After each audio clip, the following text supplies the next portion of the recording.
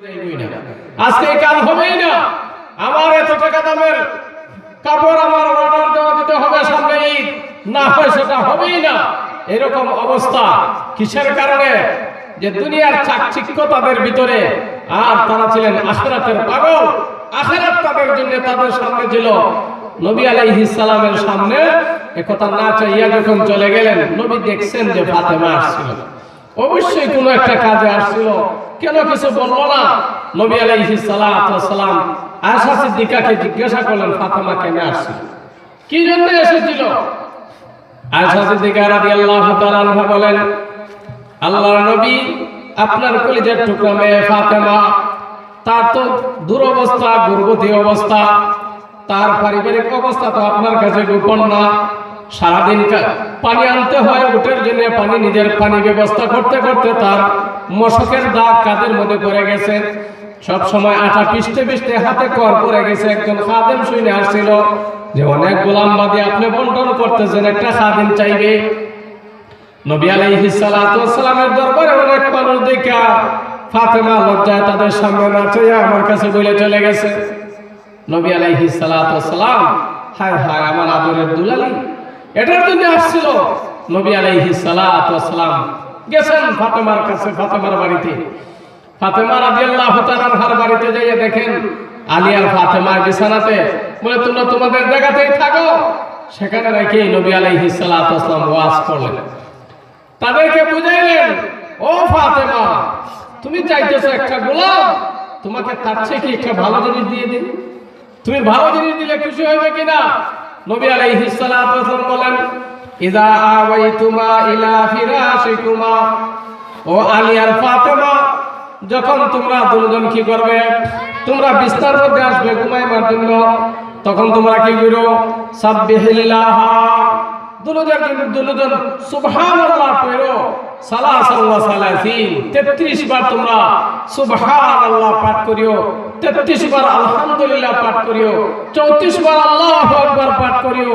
তোমাদের জন্য এটা একটা গোলাম থেকে উত্তম হবে, একটা খাদেম থেকে উত্তম হবে। প্রতিদিন একটা গোলাম আবাদ করার সওয়াব তোমরা পেয়ে যাইবা, এই আমলটা তোমরা করো। ফাতেমা খুশি হয়ে গেলেন যে আমার তো এটাই ভালো, কারণ একটা খাদেম বললাম এটাকে আবাদ করলে একটা সবই পাইব, আর প্রতিদিন একটা খাদেম আবাদ করার সব পাইব। এটাই তারা গ্রহণ করলেন, খুশি হয়ে গেলেন যে আমি টাকা পাইলাম না তো কি হইলো, খাদেম পাইলাম না তো কি হইলো, কারণ এই দুনিয়াদার মেয়ে ছিলেন না তো। তো ফাতেমা রাদিয়াল্লাহু তাআলা আনহাকে আদর্শ বানায় মা বোনরা যদি চলে, তাদেরকে যদি দেখে তাদের নীতি আর রীতি, বলে এই নিয়ম অনুযায়ী কি করতে হবে, চলতে হবে, যে তারা কি করতেন। ফাতেমা রাদিয়াল্লাহু আনহা কোনো অভিযোগ নেই, নবী আলাইহিস সালাতু ওয়াস সালাম কিচ্ছু দিতে পারলেন না, অনেককে গোলাম দিলেন, বাদী দিলেন, কিন্তু ফাতেমাকে কিছু দিলেন না। এই জন্য বাবার উপর কোনো রাগ নাই, কোনো রাগ নাই, কোনো অভিমান নেই। এটা কিসের কারণে ছিল? যে বাবা তো আমাকে এমন আমল দিয়েছেন, যে আমলের দ্বারা আমি বিশাল কিছু পাইতেছি। সেটা বুঝছেন যে আখিরাত তাদের সামনে ছিল। এখন দুনিয়াদার মেয়েরা কি করে, যে বাবা যদি এই জিনিসটা অনশন করেন, নিজে দিতেই হবে, স্বামীর হুন্ডা দিতেই হবে, স্বামীর বাড়িটা দিতেই হবে, বিদেশ পাঠাইতে হবে, লন্ডন পাঠাইতে হবে, বিভিন্ন ভাবে বাবাকেও দেখায় দেয় ভালায়। অনেক মেয়ে আছে, আবার অনেক স্বামী আছে, অনেক জামাই আছে, জামাইও কি করে শ্বশুরে বড় দেখায় দেয় ফালায়। কিসের কারণে? আখিরাত তাদের সামনে না থাকার কারণে। আলী রাদিয়াল্লাহু তাআলা পাঠাইছেন ফাতেমাকে, একটা খাদেম নিয়ে আসো। আল্লাহর নবী সাল্লাল্লাহু আলাইহি ওয়াসাল্লাম যখন এই আমল দিলেন, আলীও কোনো অভিযোগ নাই, বলে আমার শ্বশুরের কাছে, সাইয়্যিদুল মুরসালিনের কাছে এত গোলাম আসলো, একটা গোলাম আমার ভাগ্যে জুটলো না, এরকম কোনো অভিযোগ নাই। খুশি আর খুশি যে আমরা এমন খাদেম থেকে উত্তম জিনিস আমরা পেয়ে গেছি। প্রত্যেক দিন একটা খাদেম আযাদ করার সওয়াব আল্লাহ আমাদেরকে দান করবেন। মানুষের যখন আখিরাত সামনে থাকবে, এটাকে বোঝানোর হইল একজন মুসলমানের কাজ। প্রত্যেক মুসলমানের কাজ হইল এই জিনিসটা আরেকজনকে বোঝানো, নিজেও বোঝা, আরেকজনকে বোঝানো। এটা এইভাবে নারী বুঝাবে, পুরুষ বুঝাবে, নারীও সেইভাবে বোঝানো দরকার। আল্লাহ তাবারাক ওয়া তাআলা কালামে পাকের মধ্যে নারী এবং পুরুষ উভয়কেই বলছেন তোমরা কি করো, একে অপরকে কি করো, দ্বীনের কথা বোঝাও, দ্বীনের কথা অপরের কাছে পৌঁছাও। যে ফাতেমা রাদিয়াল্লাহু তাআলা আনহা এত বড় সাইয়্যিদুল মুরসালিনের কন্যা, আদরের দুলালি হওয়ার পরও তার জীবনটা এমন ছিল যে নিজে কি করছেন, জাতা কল চাপতে চাপতে, আটা পিষতে পিষতে হাতের মধ্যে কর পড়ে গেছে। এখন যদি আমি আমার স্বামীর খেদমত করতে যাই, আমার স্বামীর ঘর সাজাইতে যাইয়া আমার শরীর ধুলাবালু লাগে, আমার হাতের মধ্যে কর পড়ে, তাহলে এটা আমার জন্য সৌভাগ্যের খুশকিসমত। এই কাজটা স্বামীর হুকুম মানার কারণে আল্লাহ পাক রব্বুল আলামিন জান্নাতের মধ্যে স্বামীর সাথে, জান্নাতের মধ্যে স্বামীর পিছনে জান্নাতের মধ্যে পাঠাইবেন, দামি করবেন। আর যদি কিনা করা হয় যে সাহাবায়ে কেরামদের জীবনী, আউলিয়ায়ে কেরামদের জীবনী, নারীরা যদি নেককার নারীদের জীবনী যদি না দেখে এই অনুযায়ী যদি একে অপরকে না বুঝায়, তাহলে বহুত অবাল হবে, বহু খারাপ হবে, অবস্থা বড় খারাপ হবে। আল্লাহ পাক রব্বুল আলামিন যেভাবে পুরুষদেরকে দায়িত্ব দিয়েছেন, কি করো তোমরা একে অপরকে দ্বীনের কথা বোঝাও, নারীদেরকে আল্লাহ তাআলা দায়িত্ব দিয়েছেন বোঝাও। ইয়ামুরুনা বিল মারুফি ওয়া ইয়ানহাউনা আনিল মুনকার, যে তারা সবাই কি করে একজন অপরজনকে হুকুম করে সৎ কাজের, অসৎ কাজের নিষেধ করে, সৎ কাজের আদেশ করা, অসৎ কাজের নিষেধ করা মহিলাদের জন্য জরুরি। এই জন্য মহিলারা কি করতে হবে, মহিলারা শিখতে হবে, দিন শিখতে হবে। সাহাবায়ে কেরাম রাদিয়াল্লাহু তাআলা আনহুম আজমাইন এটাই করতেন। আয়েশা সিদ্দিকা উম্মাহাতুল মুমিনিন, একাধিক নবীর বিবিগণ ছিলেন, অনেক বিবি ছিলেন, 9 জন বিবি একসাথে ছিলেন, তারাও ওই কাজটাই করতেন। নবী আলাইহিস সালাতু ওয়াস সালামের কাছ থেকে যা শিখতেন সাথে সাথে ওইগুলা তাদের কাছে পৌঁছে দিতেন।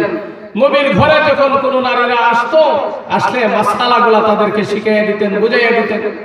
এই মাদ্রাসার মধ্যে যারা পড়ে, মাদ্রাসার মধ্যে যারা দিন শিখে, তাদের এমন একটা জজবা হয় যে আমি কি করব, নিজেও দিনের জন্য আল্লাহর জন্য উৎসর্গ হব, আমার সন্তানটাকেও আল্লাহর জন্য উৎসর্গ করে দেব।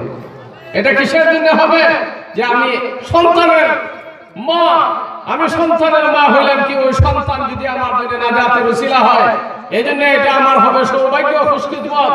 এই জন্য হযরত খানসা রাদিয়াল্লাহু তাআলা আনহা, আল্লাহর নবী সাল্লাল্লাহু আলাইহি ওয়াসাল্লামের একজন সাহাবিয়া মহিলা, উনি এমন যে কি হয়েছে, নবী আলাইহিস সালাতু ওয়াস সালামের উপরে এত আশিক ছিলেন, আর আখিরাতের বিরাট মর্তবা পাওয়ার জন্য এত পাগল ছিলেন। নবী আলাইহিস সালাতু ওয়াস সালামের সংবাদ নেওয়ার জন্য উহুদের যুদ্ধে যখন দামামা বাজছে যে মুসলমানদের অনেক শাহাদাত বরণ করছে, অনেক মারা গেছেন, অনেক শহীদ হয়ে গেছেন, তিনি রাস্তায় দাঁড়িয়ে আছেন যে আমার সংবাদ নেই, যে আমার আত্মীয় স্বজন আছে কিনা, এরকম উনার মন ছিল না। যে আমার ছেলে নিবাচ্ছে, ছেলে নিয়ে আসতেছে, স্বামী নিয়ে আসতেছে, ভাই নিয়ে আসতেছে, এই খবর নাই। তিনি দাঁড়াইয়া যখন কাফেলা আসতেছে, উহুদ থেকে ফিরে ফিরে আসতেছেন, সাহাবায়ে কেরাম জিজ্ঞাসা করেন যে আল্লাহর নবীর অবস্থা, আল্লাহর নবীর অবস্থা কি? মানুষ এসে সংবাদ দেয় তোমার স্বামী শাহাদাত বরণ করছে। তিনি শুকরিয়া আদায় করেন, আলহামদুলিল্লাহ আমার স্বামী শাহাদাত বরণ করছেন, আমি কিয়ামতের ময়দানে গর্ব করব আমি একজন শহীদের স্ত্রী। আলহামদুলিল্লাহ, শুকরিয়া। নবীর অবস্থা কি? আরেকটা কাফেলা আসে, জিজ্ঞাসা করেন নবীর অবস্থা কি? তারা বলে তোমার ছেলে তো শহীদ হয়ে গেছে। তিনি বলেন আলহামদুলিল্লাহ, শহীদ হয়ে গেছে, আল্লাহ কবুল করে নিয়েছেন, কিয়ামতের ময়দানে আমি গর্ব করতে পারবো আমি শহীদের মা। আল্লাহ নবীর অবস্থা কি? নবীর অবস্থা কি? আরেক কাফেলা আসলো, কাফেলা আয়েশা বলতেছে নবীর অবস্থা, তিনি জিজ্ঞাসা করতেছেন নবী কোথায়, নবীর অবস্থা কি? তখন আরেক কাফেলা বলে তোমার বাবাও তো শহীদ হয়ে গেছেন। ওই মহিলা বলে কোনো সমস্যা নাই, আলহামদুলিল্লাহ ময়দানে মাহশরে আমি বলতে পারবো আমি কি করে শহীদের কন্যা, আমার বাবাও আল্লাহর রাস্তায় শহীদ হয়েছেন। আরেক কাফেলা আসছে, জিজ্ঞাসা করলেন আমার নবীর অবস্থা কি? তখন তারা বলে তোমার ভাই তো শহীদ হয়ে গেছে। তিনি বলেন আলহামদুলিল্লাহ, ময়দানে মাহশরে তো আমি এই গর্ব করতে পারবো, অহংকার করতে পারবো যে আমি একজন শহীদের বোন, আমি একজন শহীদের বোন। এইভাবে চারজনের সংবাদ শুনেও তিনি বিচলিত না। তিনি শুধু নবী কি অবস্থায় আছেন, নবী কি অবস্থায় আছেন, সাইয়্যিদুল মুরসালিনের জন্য এত আশিক, এত পাগল ছিলেন যে নবীর কি অবস্থা।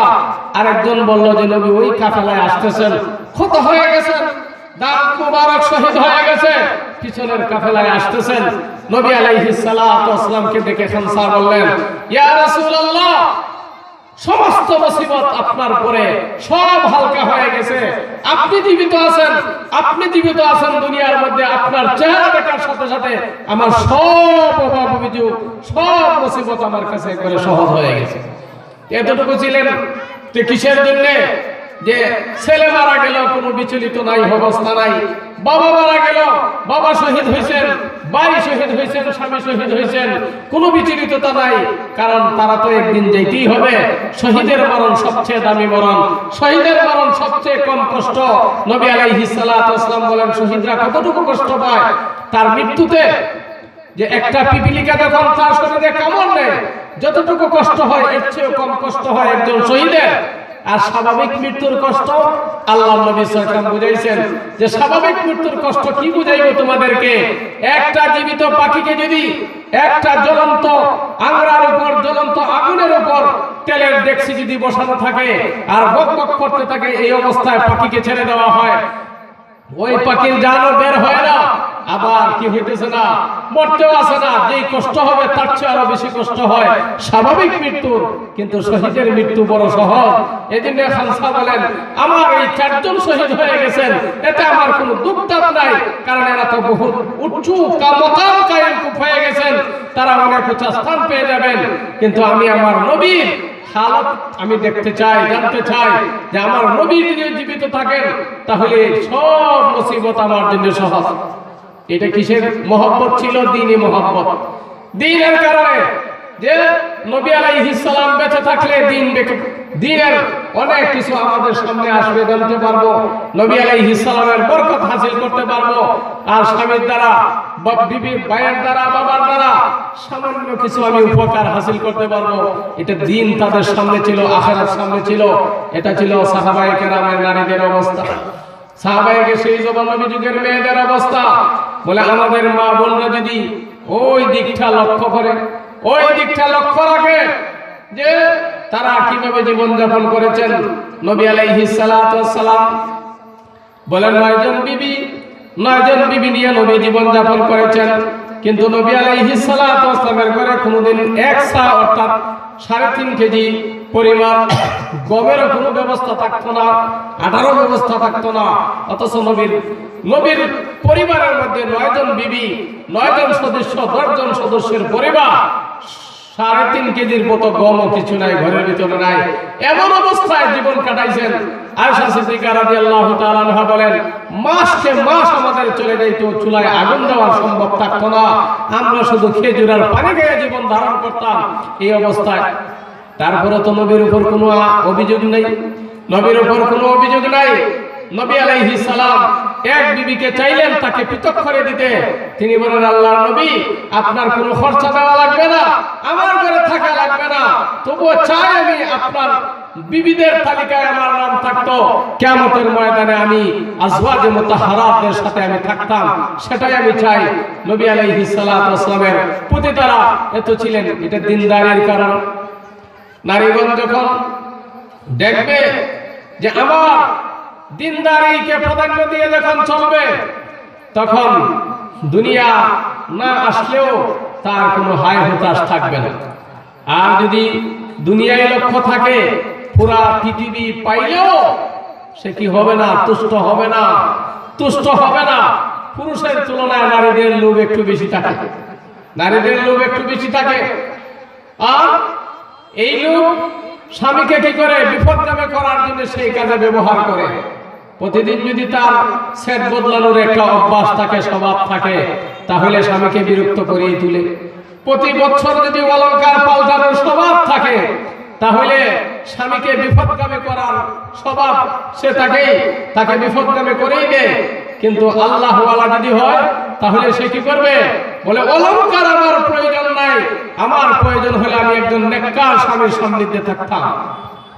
ওমর ইবনে আব্দুল আজিজ রাহমাতুল্লাহি আলাইহি, যাকে দ্বিতীয় ওমর বলা হয়, ওনাকে যখন খলিফাতুল মুসলিমিন বানানো হলো, উনি যখন খলিফা হইলেন, খলিফা হওয়ার পরে যখন উনি ওনার বিবিকে নিয়ে বসলেন, মুযাকারা করতেছেন, বলতেছেন যে দেখো আমি এখন খলিফা, আমি এখন দেশের প্রধান, আর এমন অবস্থা আমি আর সম্পদ এক জায়গায় থাকতে পারি না, কারণ তোমার বাবা খলিফাতুল মুসলিমিন ছিলেন, তোমাকে অনেক অলংকার উপহার দিয়েছেন, তোমার অনেক স্বর্ণ আছে, ওই স্বর্ণগুলা তুমি মহব্বত করো না আমাকে মহব্বত করো, তুমি যদি আমাকে চাও তাহলে সব স্বর্ণ রাষ্ট্রীয় ভান্ডারে জমা দিতে হবে, আর যদি তুমি আমাকে চাও না, স্বর্ণ চাও, তাহলে আমারও কোনো বাধা নাই, তোমাকে আমি স্বেচ্ছায় বিদায় দিতে রাজি আছি।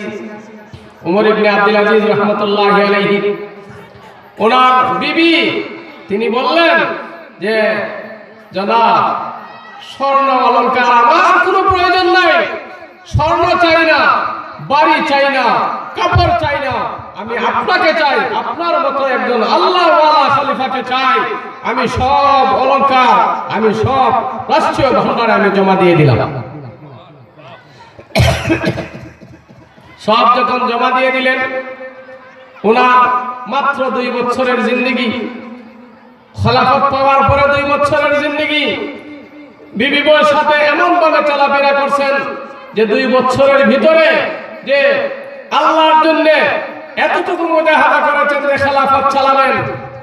একদিন গোসল করার ফরজ গোসলের কোনো প্রয়োজন হয় না, এরকম ইতিহাস পাওয়া যায়। তারপরেও কোনো অভিযোগ নাই যে স্বামীর সাথে আমি থাকতে চাই। ওনার ইন্তেকালের পরে যখন তার ভাই খলিফাতুল মুসলিমিন হইলেন, তখন চাইলেন যে বোনের সব অলংকার আবার ফেরত দিতে। তখন তিনি জবাব দিলেন, কেমন নেককার স্ত্রী ছিলেন, কেমন আল্লাহওয়ালা তিনি স্ত্রী ছিলেন। বলে, ও ভাই শুনো, যে অলংকার আমার স্বামী জীবিত থাকতে আমাকে খুশি করতে পারে নাই, সেই অলংকার তার ইন্তেকালের পরে আমি আনতে চাই না, আমি আনতে চাই না। যেই অলংকারের কারণে তার থেকে আমার পৃথক হওয়ার ভাব চলে আসছিল, সে আমাকে তালাক দিতে চাইছিল, সেই অলংকার দিতে আমি ত্যাগ করেছি, তার ইন্তেকালের পরে সেটা আমি ফিরে আর আনতে চাই না, আনতে চাই না। এটা ছিল আল্লাহওয়ালা নারীদের স্বভাব। সেই নারীগণ আল্লাহ তাবারাকা ওয়া তাআলার সাথে সম্পর্ক করছেন, আল্লাহর সাথে সম্পর্ক কইরা যে স্বামী যেইভাবে শরীয়ত অনুযায়ী চালাইতে চায় সেইভাবে চলবো, আমার দুনিয়ার কোনো প্রয়োজন নাই, আমার অলংকারের প্রয়োজন নাই, আমার স্বামী যদি খুশি থাকে। আল্লাহর নবী সাল্লাল্লাহু আলাইহি ওয়াসাল্লাম বলেন, যেই নারীটা মারা গেল স্বামী থাকা অবস্থায়, স্বামী যদি তার উপর খুশি থাকে, স্বামী যদি তার উপর রাজি সন্তুষ্ট থাকে, নবী আলাইহিস সালাতু ওয়াস সালাম বলেন, ওই নারীটা জান্নাতের মধ্যে যাবে, ওই নারী জান্নাতি হবে।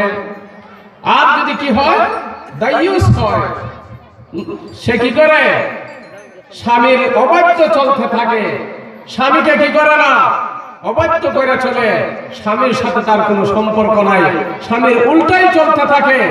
হয় কি অবস্থা, তখন এই অবস্থা কি হয়, তাকে যে আমি স্বামীর কোনো অবজ্ঞা, স্বামীর সাথে আমার কোনো সম্পর্ক নাই, স্বামীরে যেইভাবে ইচ্ছা সেইভাবে ব্যবহার করে চলে, বলে অবস্থা এমন হবে, বলে তোমারও মরণের উপরে শুরু হয়ে যাবে, তোমার উপর ফিটানি, তোমাকে শাস্তি দেওয়া শুরু হয়ে যাবে।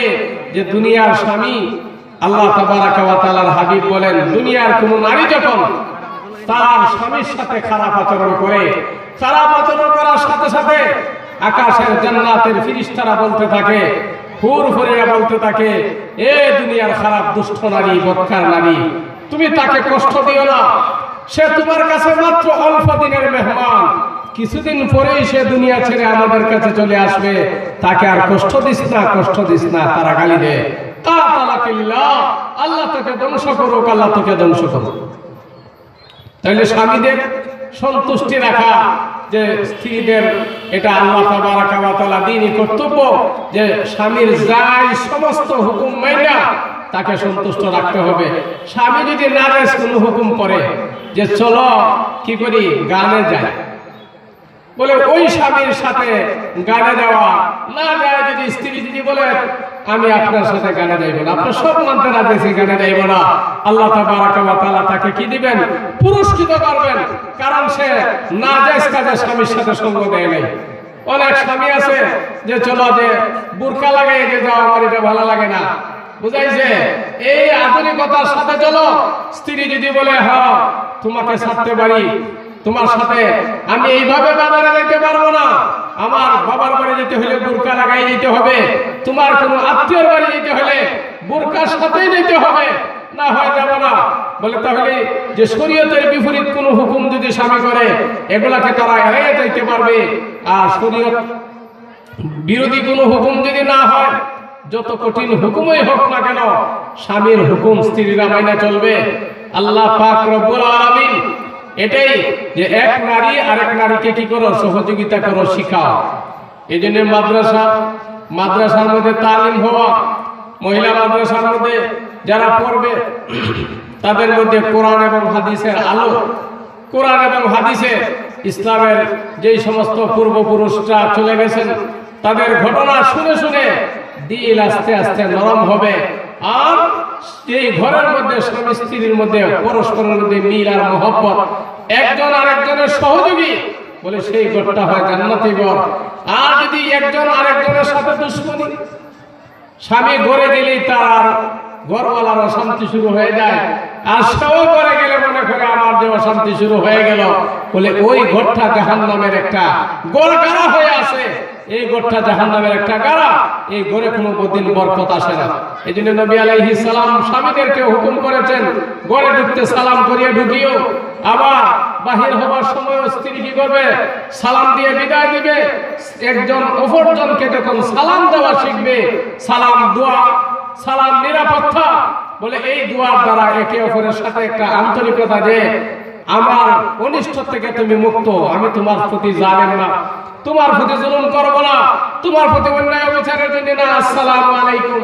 কিন্তু এই জায়গায় স্বামীকে অনেক মহিলা সালাম দিতে লজ্জাবোধ করে, কিন্তু অফিসারকে 7 বার সালাম দিতে হয়। চাকরি করে অফিসারকে 7 বার সালাম দেয় চাকরির প্রমোশনের জন্য।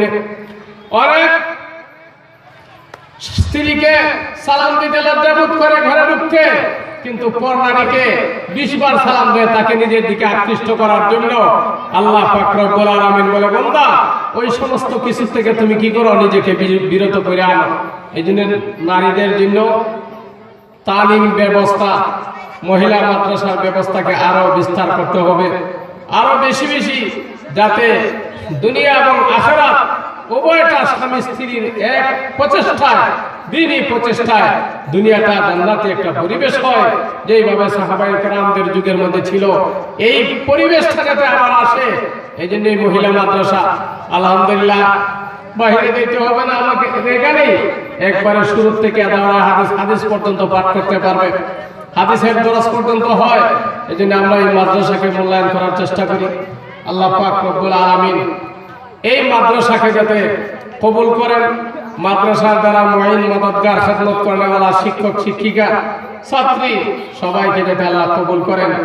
আর যারা আমরা হাজির হইতেছি, আল্লাহ আমাদেরকে যাতে কবুল করেন, দুনিয়া আখিরাতের কামিয়াবি নসিব করেন। আমিন। ওয়া আখিরু দাওয়ানা আনিল হামদুলিল্লাহি রাব্বিল আলামিন।